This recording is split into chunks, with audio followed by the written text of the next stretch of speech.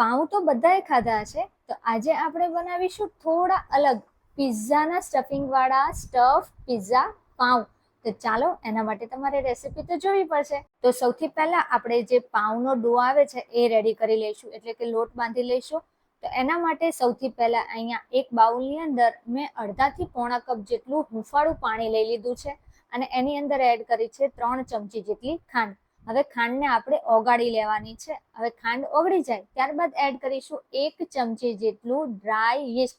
જે active dry yeast normally આપણને બજારમાં ઇઝીલી મળી રહે છે એ જ લેવાનું છે અને એને આપણે ખાંડના પાણી સાથે સારી રીતે મિક્સ કરી દેવાનું છે, એટલે કે ઓગાળી દેવાનું છે. હવે એને આપણે ઢાંકણ ઢાંકી 10 થી 15 મિનિટ માટે રેસ્ટ આપી દઈશું, જેથી આપણું યીસ્ટ છે એ સરસ રીતે એક્ટિવ થઈ જાય. તો તમે જોઈ શકો છો કે 10 થી 15 મિનિટ બાદ આપણું યીસ્ટ છે એ સરસ રીતે એક્ટિવ થઈ ગયું છે.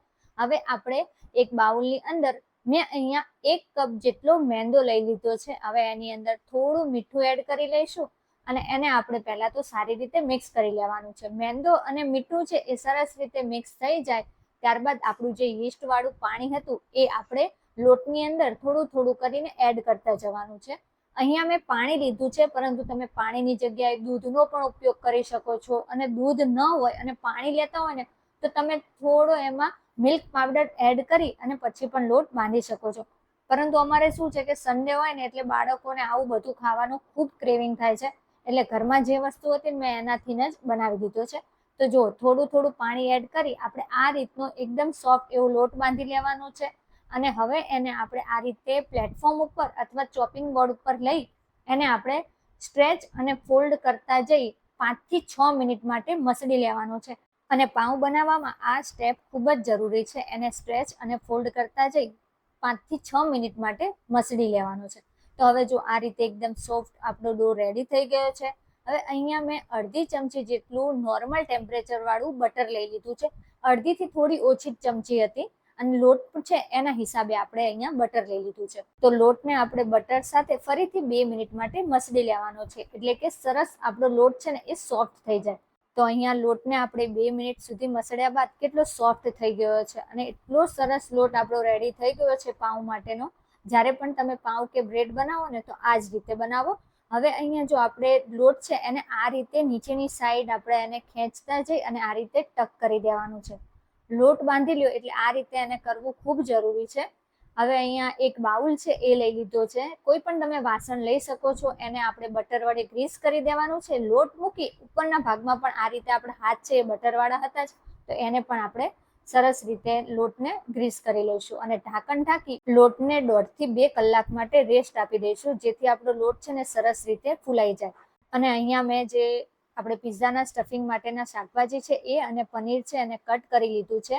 તો હવે આપણે એક બાઉલ લઈ લઈશું અને બાઉલની અંદર એડ કરીશું ઝીણા સમારેલા ડુંગળી, કેપ્સિકમ, મકાઈના દાણા છે અને અહીંયા મેં પનીર લઈ લીધું છે. હવે એની ઉપર આપણે બધા જે મસાલા આવે છે પિઝાના સિઝનિંગ મસાલા એ એડ કરી દઈશું, જેની અંદર મેં પિઝા પાસ્તા સોસ 2 ચમચી જેટલો, 1 ચમચી મેયોનીઝ અને 1 ચમચી અહીંયા મેં ટોમેટો કેચઅપ એડ કરી લીધો છે. પિઝા પાસ્તા સોસ છે એ મેં રેડીમેડ જ લઈ લીધા છે. હવે ઉપરથી આપણે એડ કરીશું મીઠું, ચીલી ફ્લેક્સ અને અહીંયા મિક્સ હર્બ્સ લીધો છે, જેથી ટેસ્ટ એકદમ બહાર જેવો જ પિઝાનો આવી જાય. તો અહીંયા આ બધું છે સારી રીતે મસાલા સાથે મિક્સ થઈ ગયું છે. હવે આપણે એડ કરી દઈશું મોઝરેલા ચીઝ, જેનાથી આપણા જે પાઉં છે ને પિઝા પાઉં એકદમ ચીઝી બને.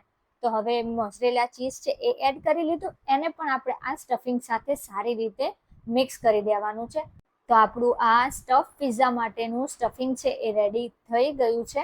એને આપણે મૂકી દઈશું એક બાજુ. તો જો છે ને એકદમ ટેસ્ટી એવું આપણું સ્ટફિંગ. તો હવે અહીંયા આપણે લોટ જોઈ લઈએ. તો તમે જોઈ શકો છો કે લોટ આપણો સરસ રીતે ફૂલાઈ ગયો છે. એને આપણે પંચ કરી અને સારી રીતે મિક્સ કરી દેવાનું છે, એટલે કે મસળી લેવાનું છે. જનરલી ઉનાળાની સિઝન હોય ને ત્યારે તો 1 કલાકમાં જ આપણો લોટ છે ને સરસ રીતે ફૂલાઈ જાય છે, પરંતુ અત્યારની સિઝન પ્રમાણે અહીંયા 1.5 થી 2 કલાક તો લાગે છે. હવે લોટને આપણે લઈ લઈશું આ રીતે ચોપિંગ બોર્ડ ઉપર અને એને આપણે કટ કરી લેવાનું છે. એક ડોમાંથી અહીંયા મેં 6 પાઉં બનાવ્યા છે. રિયલીમાં જોવા જઈએ તો 7 પાઉં બનાવ્યા છે, પરંતુ સૌથી પહેલા આપણે એક જ સમાન એટલે કે એક સરખા લુઆ 6 રેડી કરી લેવાના છે. તો અહીંયા બંને પાર્ટ કર્યા છે. 2 પાર્ટમાંથી એક પાર્ટમાંથી 3 લુવા અને બીજા પાર્ટમાંથી અહીંયા આપણે 3 લુવા એ રીતે આપણે રેડી કર્યા છે. અને લુવા જો નાના મોટા લાગે ને તો થોડા લુવા છે એમાંથી થોડું પોષણ કાઢી અને બીજા લુવામાં એડ કરી દઈએ અને આપણે એક સરખા લુવા છે એ રેડી કરી લેવાના છે.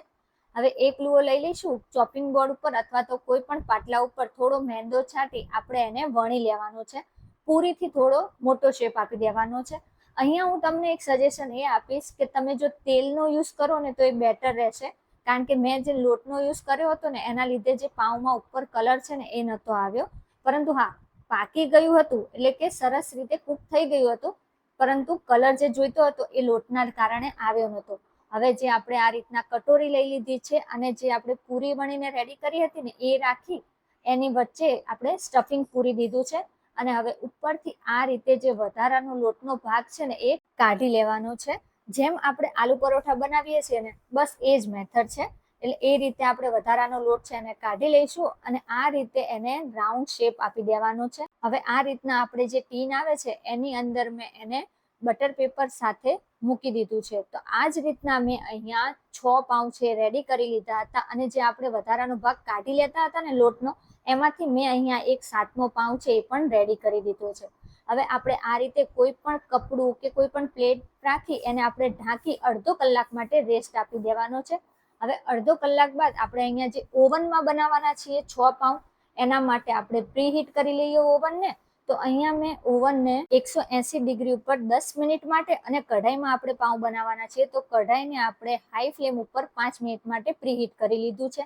હવે આ બાજુ આપણે જોઈ લઈએ તો આપણા પાઉં છે એ સરસ રીતે ફૂલાઈ ગયા છે. ઉપરથી અહીંયા હું દૂધ લઈ લઉં છું, એટલે કે દૂધ વડે આપણે એને બ્રશ કરી લેવાનો છે જેથી કલર સરસ આવે. પણ મેં પહેલા કીધું એમ જ કે અહીંયા લોટનો ભાગ મેં યુઝ કર્યો હતો ને એટલે કલર છે એ થોડો ઓછો આવ્યો છે, પણ હા કૂક સરસ રીતે થઈ ગયા હતા. અને આ જે છે આપણે જે કઢાઈની અંદર મૂકવાનું છે પાઉં એને પણ આપણે દૂધથી બ્રશ કરી લઈએ. તો ઓવન પણ આપણું 10 મિનિટ બાદ પ્રીહીટ થઈ ગયું હતું. એની અંદર મૂકી દઈશું પાઉં અને એને આપણે 30 મિનિટ માટે બેક કરી લેવાનું છે. અને કઢાઈને પણ આપણે પ્રીહીટ કરી લીધી હતી તો સ્ટેન્ડ રાખી પાઉં રાખી આપણે એમાં પણ 30 મિનિટ માટે બેક કરી લઈશું. તો 30 મિનિટ બાદ આપણા પાઉં છે એ કૂક થઈ અને રેડી થઈ ગયા છે, એટલે કે બેક થઈ ગયા છે. જો કલર નથી આવ્યો મેં પહેલા કીધું એ રીતે, અને ચીઝ મેલ્ટ થાય ને એટલે આ થોડું તો સાઈડમાંથી બહાર આવી જાય છે.